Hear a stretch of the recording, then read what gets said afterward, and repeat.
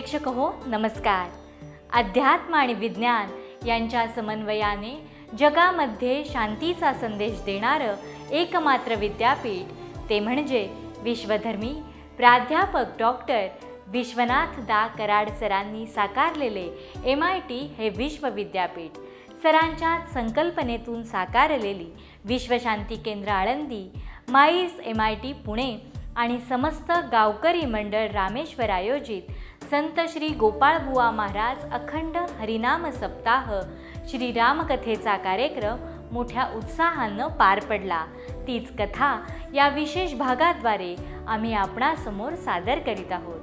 मसक समान रूप कपिधरी, लंकही चलेयू सुमिरी नरहरी, नाम लंकिनी एक निसिचरी, सो कह चलेसी मोही निंदरी.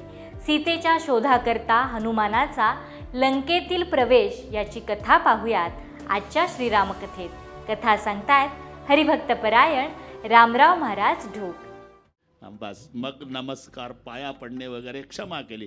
तोपर्यंत हे सगळे पोचले होते. आता सर्वासमवेत सुग्रीवजी आले. सुग्रीवानं दंडप्रणाम केला. प्रभूंनी त्यालाही क्षमा केली.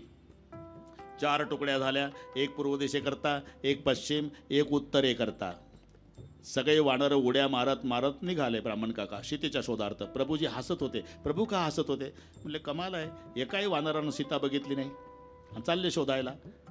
निदान विचारावं, उंच आहे का बुटकी आहे, काळी सावळी का गोरीपान, 9 वार नेसते का 6 वार, का तुमच्या मोबाईलमध्ये वगैरे वगैरे. बस शेवटी हनुमानजी थांबले. प्रभू, सीतामाईचा शोध लागल्यानंतर आम्ही जर म्हटलं आम्ही रामाचे भक्त आहोत, तर त्या विश्वास ठेवतील कशावरून आम्ही रामाचे भक्त? काही प्रमाण द्या ना. मला माहिती होतं मारुती, तू एकच ब्रह्मचारी, हे सुपीक डोकं चालवशील. म्हणून मुद्रिका जिभेवर धरली.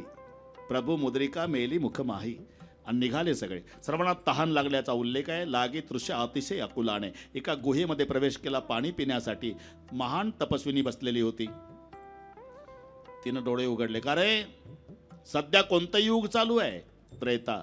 मी सत्ययुगात बसली. माझं नाव स्वयंप्रभा आहे. जा पाणी पिऊन या, फळे खाऊन या. आले, बसले पुढे. का रे, तुम्ही सीतेच्या शोधार्थ चाललाय ना? हा माते. डोळे बंद करून चालला का डोळे उघडे ठेवून? म्हणजे काय म्हातारी चेष्टा करते का रे? डोळे लावून चाललो का म्हणा? तसं नाही, सीता भक्ती आहे. भक्ती को पाना तो अंतर्मुख होना. आंखें बंद करो. डोळे बंद केले. आंखे खोलो म्हटल्यावर सगळे वानर समुद्राच्या काठाला येऊन पोहोचले. कसं रे, आता खारं पाणी पिऊ शकत नाही, अवधी संपताला, सीतेचा शोध नाही, काय करावं अशा विवंचनेत असताना एक संकट आलं. पंख जळालेला एक पक्षी पर्वताच्या आकाराचा गडबडत येऊ लागला. बहुत दिन से भूखा हूं, भगवान ने भोजन भेजा है, पुरे बंदर को खाता हूं. म्हणले झालं, सीतेचाही शोध नाही, रामाचंही दर्शन नाही, हाही जिवंत ठेवत नाही. आपल्यापेक्षा जटायू बरा मेला राम कार्यासाठी.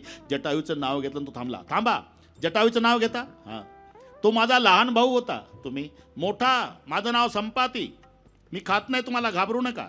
अरे, एकदा सूर्याच्या रथाचे घोडे खाण्याची आमची इच्छा झाली. आम्ही दोघंही भाऊ गेलो. उष्णता सहन झाल्याने जटायू खाली पडला. त्याची माझी या जन्मी भेट झाली नाही. मी अजून वर गेलो, अजून वर गेलो, अजून अतिउष्णतेनं माझे पंख जळून भस्म झाले. मी समुद्राच्या काठाला पडलो. चंद्रमा नामक मुनी मला सांभाळ केला. त्यांनी सांगितलं, त्रेतायुगात रामाचे दूत येतील, त्यांच्या दर्शन तुमच्या पंखात चैतन्य. माझ्या पंखात चैतन्य आले. मी तुम्हाला खात नाही, फारशी मदत करत नाही, पण माझी दृष्टी चांगली आहे, इथून दिसते मला. ते बघा, समुद्राच्या पलीकडे अशोक वन आहे. त्या अशोक वनात अशोक वृक्षाच्या खाली सीतामाई स्वतःच्या चरणाकडे दृष्टी लावून बसलेली आहे, असं सांगून संपाती निघून गेला. आता तपास लागला शर्माजी. 400 कोस समुद्र आहे, पलीकडे जायचं आहे. प्रत्येकजण आपलं आपलं सामर्थ्य सांगू लागले. अंगदजी म्हणाले, एका उडीमध्ये लंकेत जातो, पण अलीकडे येऊ शकत नाही, कारण मला शाप आहे. मी जर अक्षय बघितला रावणाचा पुत्र, तर माझी अर्धी शक्ती त्याच्यात जाते, मी येऊ शकत नाही. जामुवंत म्हणाले, आप टुकडी के प्रमुख, आपको नहीं भेजा जा सकता. सगळे आपापलं सामर्थ्य, पण हनुमानजी काही बोलत नाही. समुद्राच्या काठाला डोळे मिटून ध्यानस्थ बसलेले होते. तिथे जामुवंतजी आले. हनुमानजी, कवन सुखास कठिन जग माही, जो नहीं होई तात तुम पाई. श्री राम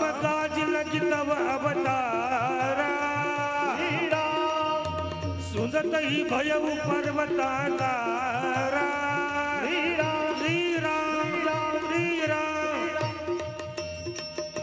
राम जी का काम करने के लिए आपका अवतार है म्हटल्यावर सुनतही भयउ पर्वताकारा, हनुमान जी पर्वताच्या आकाराचे झाले। ज्यामोन तुम्ही पोचवतोय उचित शिकावन दे जेऊ मोही। उड्डाण भरायच्या तयारीत आणि या ठिकाणी किष्किंधा कांडाचा पूर्ण विराम। इति श्रीमद रामचरितमानस कलिकलिशी धुवं सणे चतुर्थ सोपान समाप्त। गणेश सरस्वती राम शिव पार्वती गुरुदेवाला वंदन करून शेठजी सुंदर कांड सुरू झालं। अतुलित बलधामं हेमशैलापदेहं धनुजवन कृशाणं ज्ञाने नाम ग्रगण्यं सकल गुणनिधानं वानराणामधीशं रघुपती प्रिय भक्तम वात जातम नमामि। उंच पर्वतावर हनुमानजी गदा खांद्यावर घेतलेले खाली सगळी वानर जय जयकार करतात।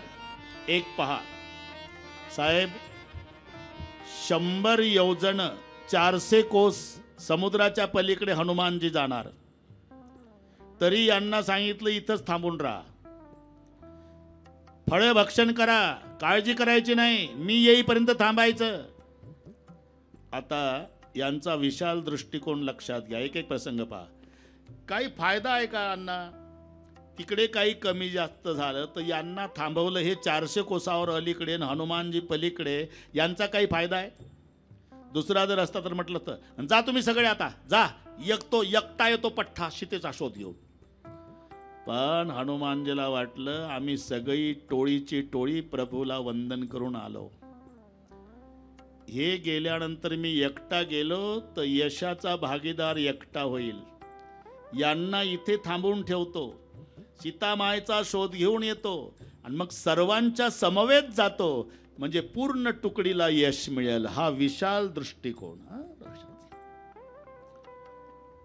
उड्डाण भरायची तयारी, खालचे सगळे जय जय। जिमी अमोघ रघुपति कर बाना यही भाती वीर चले हनुमान। धनुष्यापासून बाण सुटावा प्रभू तसे हनुमानजी एका सरळ रेषेत उड्डाण करतात। समुद्रामध्ये आश्रयाला मैनाक नावाचा पर्वत आहे। समुद्राला मैनाक माझ्या अंगणातून राम भक्त चाललाय, त्याच्या विश्रांतीची व्यवस्था करा। मैनाक पर्वत वर आला, विनंती केली, हनुमानजी विश्रांती घ्या। हनुमानजीने हाताचा स्पर्श केला। हनुमान ते परसा करपुणे किन प्रणाम, राम काज कीन बिनु मोही कहा विश्राम। आणि निघाले। सुरसा नावाची राक्षसीन धावून आली। खाती हूँ ऐसा मत कर माँ, माँ सीता का तलाश करने जा रहा हूँ। मैं खाती हूँ ऐसा मत कर माँ, मैं खाती हूँ माँ ऐसा मत कर। खाती हूँ खाओ। योजन भरते बदन पस, एक योजन तोंड उघडलं राक्षसीने, मुंडे सर 2 योजन जाड झाले मारोतराव, तोंडातच जाईना। तिनं 4 योजन तोंड उघडलं, हनुमानजी 8 योजन, 16 योजन मुखते ठेव, तुरत पवन सुद्धा 32 भयो, तिच्या डबल आणि समुद्रा एवढं तोंड उघडल्यावर हनुमानजीनं अति लघुरूप धारण केलं। तिच्या तोंडात 2-4 चक्कर मारून मारोतराव बाहेर। ए पागल बुड्ढी, 2 बजे से बकवास करी थी, खाती हूँ मैं तो मुंह में परिक्रमा करके आया। बोले देवताओं ने भेजा था बाबा परीक्षा लेने, जाओ यशस्वी भव, आशीर्वाद देऊन गेली म्हातारी। पुढे शिका नावाची राक्षसीने गती कुंठित करत होती, तिचा नाश केला हनुमानजीनं। आता हनुमानजी लंकेत प्रवेश करतात। मसक समान रूप कपिधरी, मच्छरा एवढं रूप धारण केलं। लंकई चलेहु सुमिरी नरहरी, नरहरीचं सुमरण करीत निघाले। गेटवर लंकिनीनं अडवलं, नाम लंकिनी एक निशिचरी। ए चोर को खाने के लिए बैठी हूं। काही माणसं म्हणतात नाना हे आम्हाला पटत नाही, कारण संध्याकाळची वेळ आहे। हनुमानजीनं मच्छरा एवढं रूप धारण केलं, मच्छराच्या रूपात हनुमानजी गेले, तर तिनं कसं काय ओळखलं हे चिकनगुनिया म्हणून? चिकनगुनिया पाठ आहे तुम्हाला शेठजी? ओळखायचं कारण सांगितलं। नरहरीचं सुमरण करीत चालले होते। लंकिनीने विचार केला मी इतके वर्षे नाईट करते, तिची नाईट ड्युटी होती, इतके वर्षे नाईट करते, लंकेतल्या मच्छराला भजन येत नाही, हे भजन म्हणत आलं म्हणजे रामेश्वरच असलं पाहिजे। मला ए चोर मैं चोर को खाने के लिए बैठी हूँ। हनुमान जी बोले दुनिया में का सबसे बड़ा खतरनाक चोर तो लंका का मालिक है, जिन्होंने मेरी माँ सीता को चुरा करके लाया उसको क्यों नहीं खाया।